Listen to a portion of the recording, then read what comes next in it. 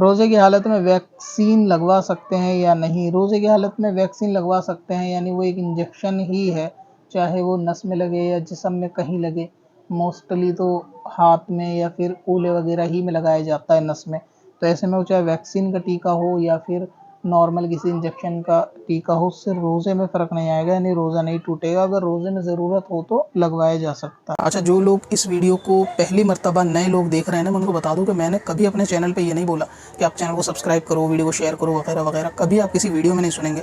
اور یہ جو لوگ لاکھوں لوگوں نے چینل کو سبسکرائب کیا ہوا ہے، ڈیلی واچ ویڈیو کو کرتے ہیں نا، یہ ماشاءاللہ سارے عقلمند لوگ تھے جنہوں نے ویڈیو کو دیکھا کہ ہمارے مسئلے مسائل کا چینل تھا، انہوں نے خود ہی سبسکرائب کر لیا۔